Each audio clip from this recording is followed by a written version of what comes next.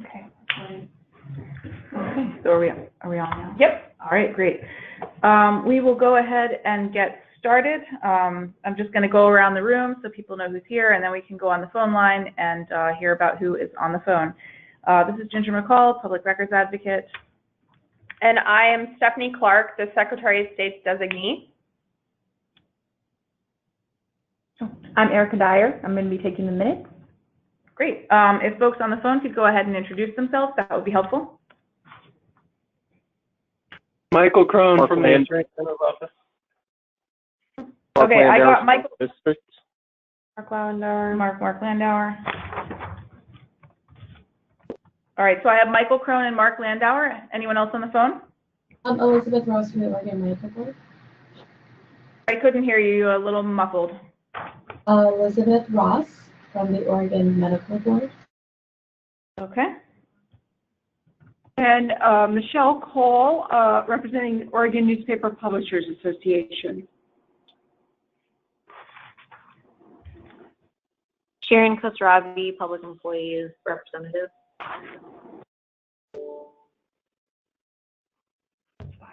Yep. So we established last time how many people we need for a quorum. Does anyone recall offhand how many that is? 7. 7. Okay, so we have 5 people right now, by our count, 5 members of the council. So we have to wait and see if we can get 2 more people on the line here.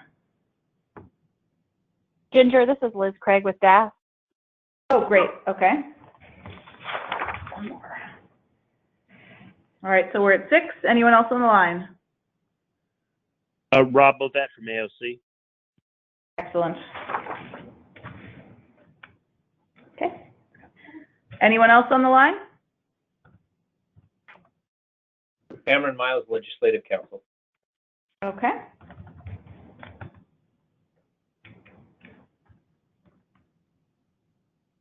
All right. Speak now. If anyone else is on the line, we would love to hear from you. Hi, my name is Sunny Sanchez. I'm from Benton County. I'm just the public.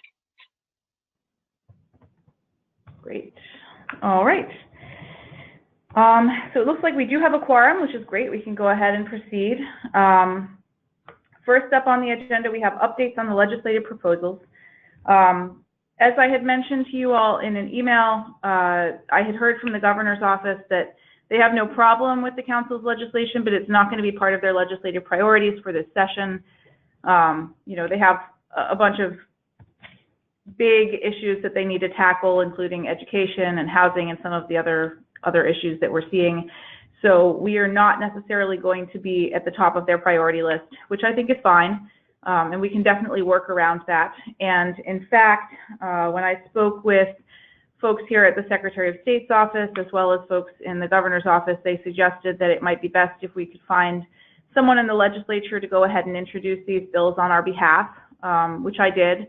I put together a summary of the bills, which I believe is up on the Public Records Advisory Council's website.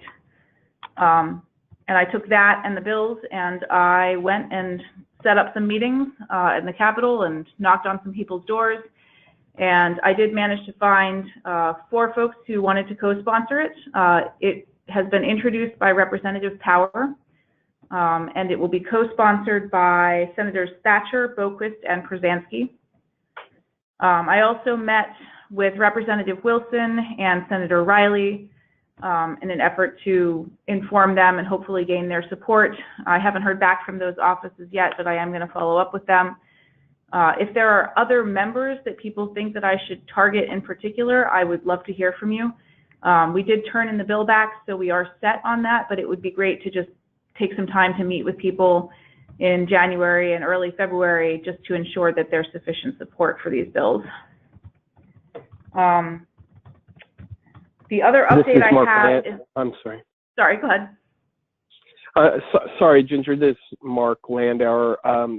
I would definitely recommend that you go to the leadership offices of both chambers and both parties, and just letting them know that this is on the agenda as well. Okay, great. Good afternoon. This is Les, just weighing in. Great. Thank you, Les. So thank you, Mark. That is really helpful, and I will definitely make a note of that and try to schedule some meetings there. Another question that I had. I'm sorry, Ginger. I apologize. There's another thing that you may have to do, and I kind of look to potentially Rob or Michael Crone on this one. Okay. Because you are going to be in the building advocating for bills, you may end up needing to register with the Oregon Government Ethics Commission. I don't know, but the lobbying requirements, you may be subject to the lobbying requirements. So you may want to look into that as well. I don't want you to get wittingly caught in an ethics problem. Great. Yeah, I actually signed up for that. So I am in their database, and I have been giving them updates quarterly. But it's an important note, a reminder for me that I need to have Todd sign up for that as well, because he's, in my absence, going to be the one who's doing some of the lobbying. So I'll make a note of that. And I thought, strictly speaking, we may not meet the threshold, but I think it's better to err on the side of caution, especially since it's better transparent. safe than sorry. Yeah. Yeah, exactly. So one of the questions that I had for all of you was, I do have a meeting in the Capitol tomorrow with the person who gets to assign bills to committees, or at least one of the people who gets to do that task. So if I have some recommendations for what committee our bills will go to, then I could perhaps weigh in on that. So I would love to hear your thoughts on which committees we should be looking to.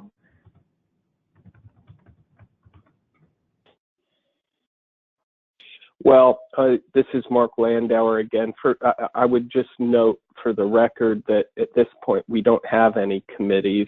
I mean, we certainly have interim committees, but we don't have committees yet assigned for the upcoming session.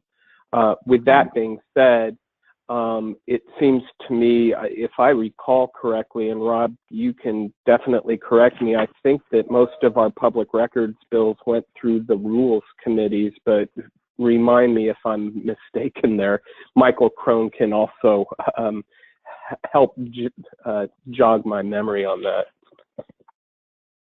Mark, this is Michael. We were largely in general government, and in the Senate, the general government is also had at least at that time, I think ethics and accountability is a subtag. I'm not sure if that's still the case, but we were largely in the general committees with the, we did end up in rules in the second chamber for procedural reasons that are probably far more of a mystery to me than to some of my lobbyist friends on the phone. But the substantive committees have been the general government ones, and I would think that's probably where these would end up too. Okay, great. Yeah, I actually did give, I guess, testimony, I don't know what you would call it, before the General Government and Accountability Senate Committee last week at their invitation on our proposals. The one concern that I had was that I had heard from some folks that, Senator O'Reilly doesn't necessarily like permanent committees, so we might want to smooth things over with him. And I did meet with him personally, and I also testified before that committee. And I don't suspect that there's going to be a large problem there with our council renewal bill, but I will continue to work on that. Hi, Ginger. This is Rob. Sorry, I lost connection and I just reconnected. And Mark was just talking about rules, and I would echo that, since some of the members, at least that remain on rules, are familiar with the three bills that we ran. It seemed, if you can weigh in, I would suggest they go to rules. That just makes sense to me. Okay. So this may be a very elementary question, but because it's being introduced by Representative Power, it's starting off on the House side, right? So I need a House committee? Well, rules is in both Representatives? sides. So you have, okay, rules is in both sides. Right, you have House rules and then you have Senate rules. So Jennifer Williamson will likely be the chair of House Rules again, and Ginny Burdick will likely be the chair of Senate Rules again. And both of them are familiar with what we did because they saw it all a couple of years ago. Yeah, and the Rules Committee actually is the one that had initially approved my appointment. So they are at least somewhat familiar with me. Anyone else have any thoughts?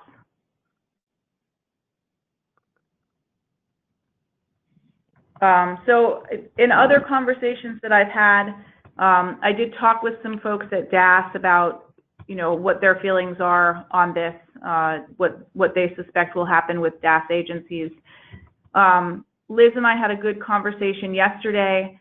It seems like what some of the DAS agencies may object to is that they're concerned that the annual reporting requirement is going to sweep in, you know, phone calls and informal requests for information and things that would usually not be considered a public records request, which is something that I know we had all talked about extensively when we made this proposal, but Liz and I agreed that it might be better to introduce an amendment that just further clarifies that this only applies to public records requests that are submitted in compliance with the agency's public records policy. Just to make that a little bit clearer. So that's when I talked about the DAS amendments, that's what I'm talking about. We don't have any language worked up yet because that language, the way that I understand the amendment process works, I go back to Representative Power. She gives me a note to then go and work with the Legislative Counsel's office, I believe it is, on the exact language of the amendment. But it would be something akin to a separate section in that piece of proposed legislation that just says that this only applies to requests for information that are submitted in accordance with the agency's public records policies and procedures for managing and fulfilling public records requests. So does anyone have an objection to that? I mean, it is in the spirit of what we had originally discussed and agreed upon. It's just a slight fleshing out of the language to make the agencies more comfortable.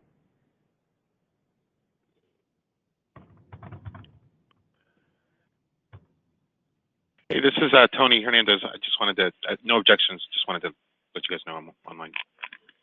Great, thank you, Tony. You don't need a motion on that, do you? I think I would like a motion on that, if that's all right with everyone. It would just be helpful to have that, you know, a formal agreement on that, because I don't want to step outside the bounds of what we've all agreed upon. Well, I would so move then. Second? That was Stephanie, who's here for Mary Beth, who the designee of the Secretary of State. All right, all in favor? Aye. Aye. Aye. Aye. Aye. Aye. All opposed? Okay, great. We will note that. The other thing that I was made aware of is, and I think we had anticipated this somewhat as well, that there may be potential fiscal impacts that agencies submit to the legislature on this, so it may end up having to go through Ways and Means. I would love it if folks could just give some advice or thoughts on how to manage that. You know, what the best approach to managing that situation is. I don't know that we can necessarily change the legislation to allay those concerns entirely. So, you know, what is the best approach to managing that? Making sure that DAS doesn't let any other state agencies run up the cost for it. Yeah, I think the governor's office is your friend here.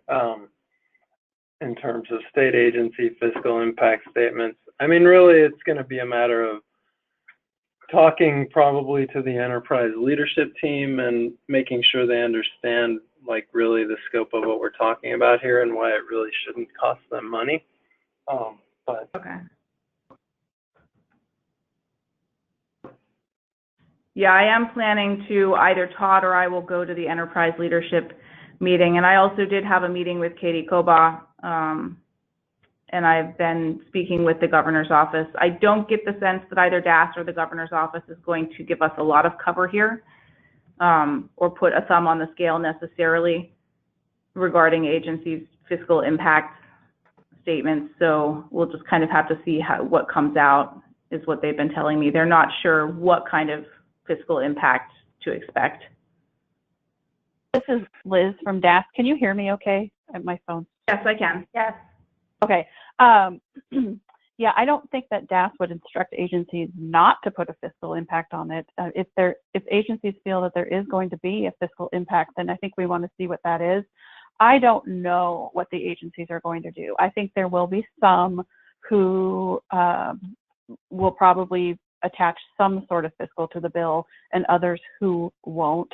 And I think that there are some legitimate concerns about this type of data reporting and tracking. And like I mentioned before, some of it stems from not really having good systems in place and not having a centralized system for tracking and managing public records requests, and a system that allows for easy analytics. So I will be interested to see, what ELT directors think and what agencies think about this.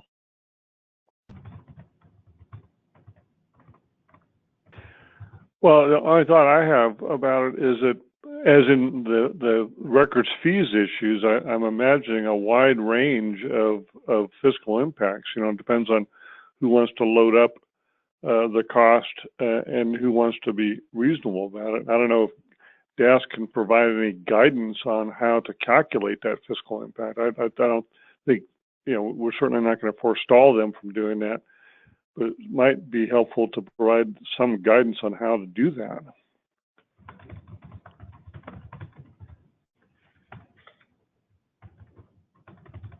I don't know exactly what that guidance would be, but I'll think about that one, Les.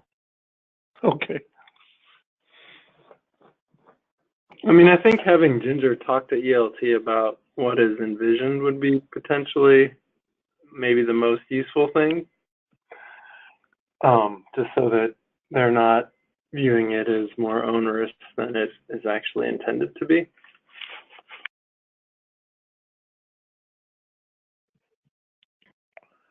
Do others know just when we can expect the fiscal impact statements? Typically when it's being contemplated for a work session. Okay, so that would probably be sometime in February. I wouldn't go that far, Ginger. I would recommend that you look at the legislative calendar. I'm pulling that up as we speak. The first important deadline that you're going to have to meet is March 29th. Your bill would have to be posted by March 29th for it to remain alive. So anytime between January 22nd and as far as April 9th is the time frame in which your bill could be heard and worked. Okay.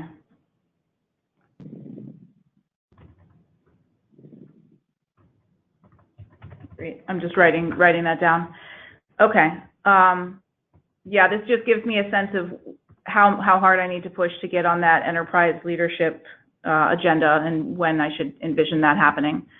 I will reach out to DAS leadership today to talk with them about potential dates for that. But I do think that that's a good instinct to go to the enterprise leadership folks first and talk to them about this to allay potential concerns.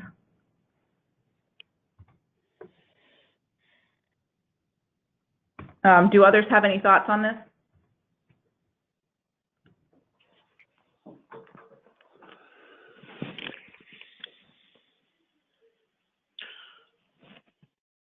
So as we move forward with this, if we need to, I think probably the folks who are more familiar with the legislative process can weigh in on this. Do we need to anticipate that there will be some need for testimony on these bills?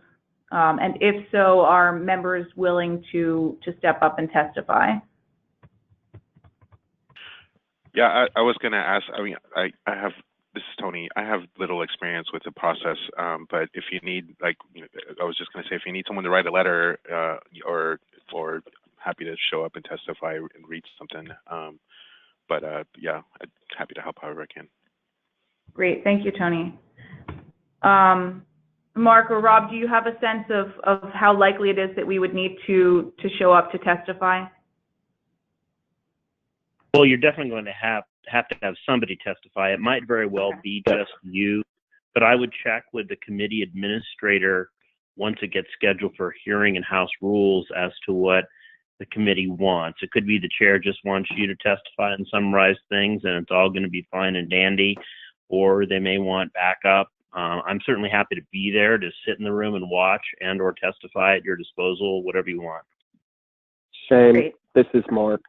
And just to add on to Rob's points there, Ginger, once the bill does get assigned to the committee, the policy committee, my recommendation, of course, is to get appointments with each of the members on that committee to describe the bill and answer any questions. And then once you have done that, at that point, I typically go to the chair of the committee and ask for a hearing because I have now touched base with every single member of the committee. I know their questions, I know their concerns. Hopefully you can get those addressed before the hearing and it runs very smoothly. So that's just my quick and dirty little advice on that. Thank you very much. And thank you, Rob. Anyone else have any thoughts on any of that? State Archives will testify, Okay. either Mary Beth or the secretary.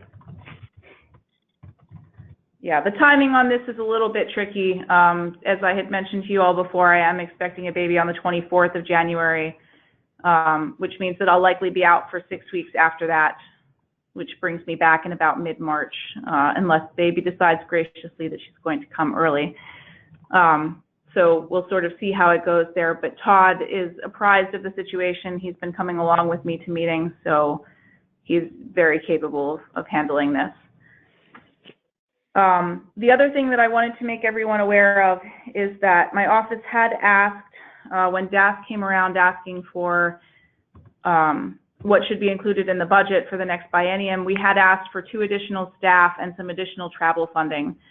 And the governor has included that in her proposed budget.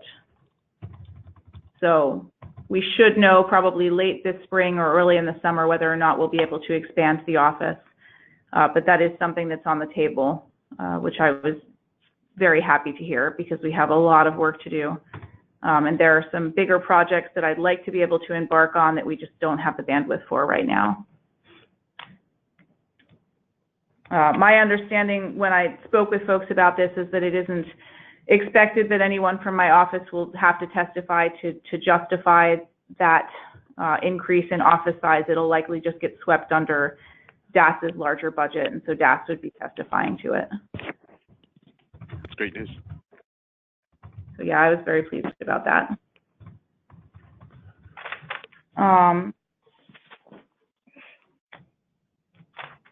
So that is about all that I have on the legislative proposals. Do others have additional feedback or advice or thoughts on how to proceed?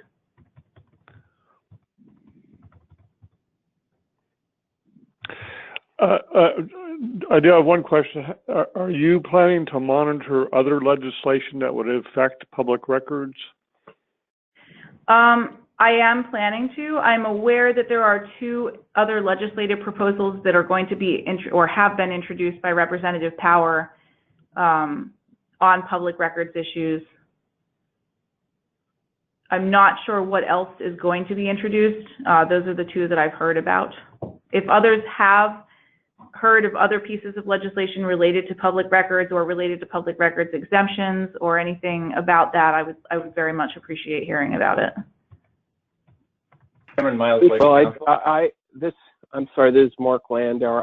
I did see a legislative concept. I believe it was in one of the 2 judiciary committees that would have exempted some records from child abuse I didn't read through it terribly closely, but Ginger, I would recommend that you look on the two Judiciary Committee LCs that were introduced by the committee, because there was one dealing with public records exemptions on related to child abuse, I believe.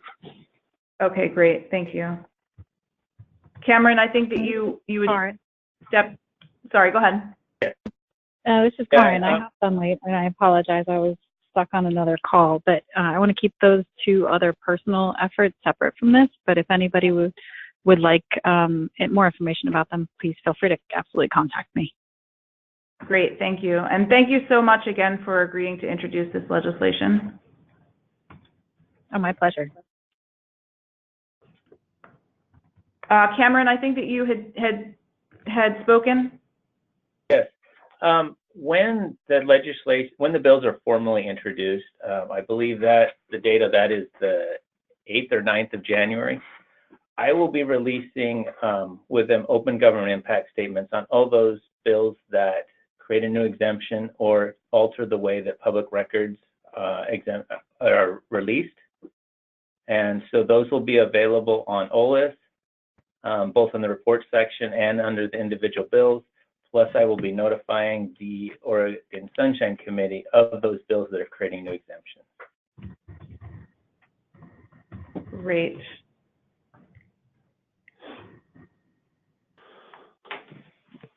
Okay, thank you, Cameron. Does anyone else have additional thoughts?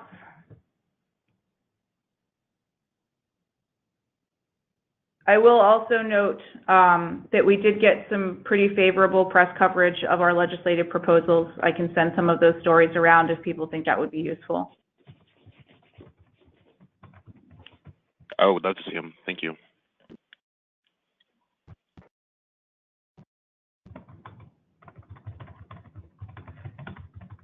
Okay, great.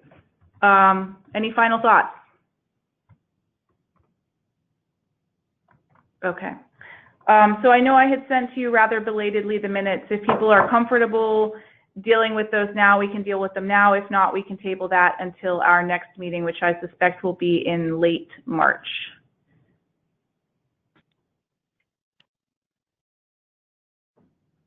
Thoughts or comments? Ginger, Ginger, this is Mark Landauer. I'm actually reading through them now, and I'm maybe almost done. I don't know if everybody else has had the opportunity to read through it. I at this point would prefer just to table it to ensure that everybody has had the opportunity to read it before we go ahead and approve it. So I would, unless there's a strenuous objection, I would prefer to table at this point.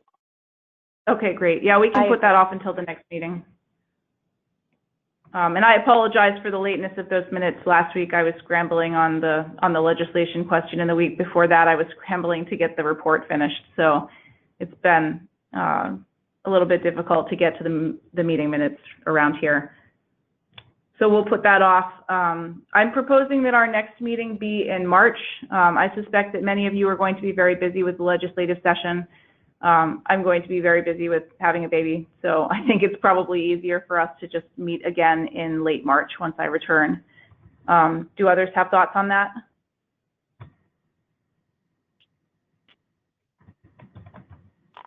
Well, obviously you're not returning until late March. Just be mindful of the deadlines, if you could, because at least some of us, I'm sure, will be scrambling. Yeah. Yeah, so the deadline that you had mentioned is March 29th. Things have to be posted. Is it better for folks if we meet in early April instead of late March? What would be better for those who are dealing with the legislative session? It would be my opinion, and I obviously defer to the representative, but April 10th is the day after the first chamber must move bills out of committee. So ideally, from at least a legislative calendar standpoint, I think that might be the best day. Okay. So to meet after April 10th? Either 10th or after. but be mindful that there's another deadline on the 10th of May. So that the 10th, 11th, and 12th are very good-looking days right now. Okay. Okay, great. Do others have thoughts on that? And I will again send around a doodle poll. That seemed to be helpful. Did people think that that was helpful? Yes. Yes. Okay. Great. So I will distribute another poll probably in the next week or so to try to get that date nailed down.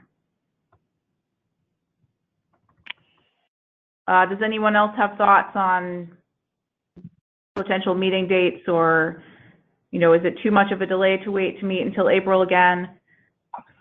If others have any thoughts, I would be happy to hear them.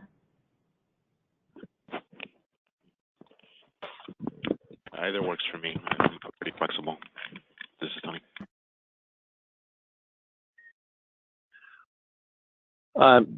Ginger, just in the lull, I wanted to, this is Steve Suo. I just joined the call just for what it's worth. Great. Thank you, Steve. I apologize for my tardiness. Oh, that's okay. I know people are very busy. All right, so any further thoughts on any of the legislative proposals or strategy or next meetings? Anything else that anyone thinks that we should cover right now?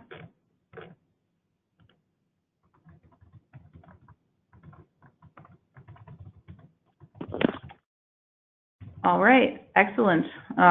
We're at about a half an hour, so that's good, I suppose. I don't have anything else that I think we need to cover right now, and I'll give you all one more opportunity if anyone has anything that they'd like to speak about.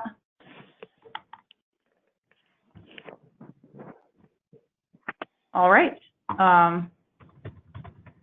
Someone want to move to adjourn? So move. All right, Stephanie Second. has moved. Seconded, all right. Who seconded? Mark. Mike. Mark, okay, great. All right, all in favor? Aye. Aye. All opposed? Who wants to stay on the phone? All right, great. Have happy holidays and best of luck to those who are working in the legislative session. And thank you all very much for your time. Thank you, Ginger. Happy holidays. Thank you. Thank you. Thanks.